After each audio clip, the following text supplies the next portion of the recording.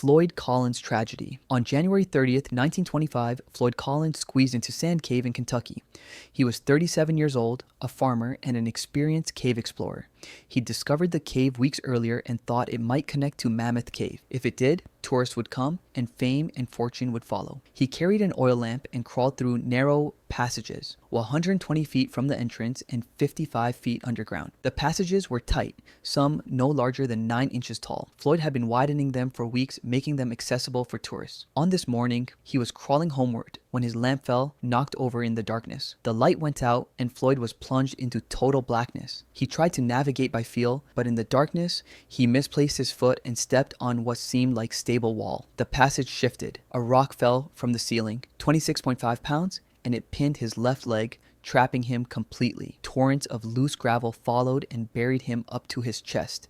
He couldn't move and couldn't free himself. The next day, neighbors came looking. They found him and could communicate with him, but the passages were too tight for most people. Floyd's brother Homer squeezed through, brought food and water, and kept his brother alive. Rescue efforts began. Engineers arrived, along with geologists and experienced cavers. They tried everything, ropes and harnesses, attempting to pry loose the rock. Nothing worked, but outside, problems mounted. Hundreds of people gathered at the cave entrance. They lit campfires in the cold, and the heat melted ice in the cave, creating puddles. Floyd lay in cold water. On February 4th, the 5th day, disaster struck. The cave walls collapsed, cutting Floyd off from rescuers, from food, and from hope. His voice could still be heard, but no one could reach him. Engineers decided to dig a vertical shaft straight down to the chamber behind him.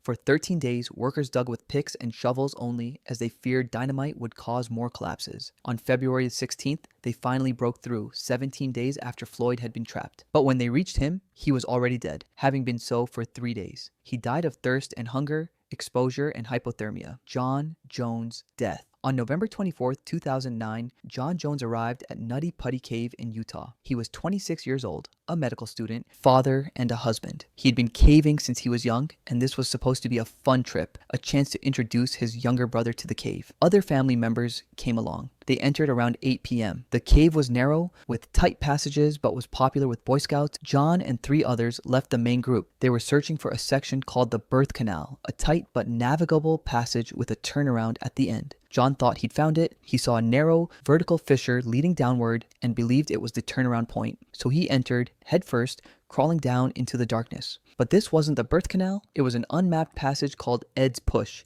a dead end, and John was going the wrong direction. He squeezed down about 10 feet and then the passage became too tight. He tried to back out, but he couldn't.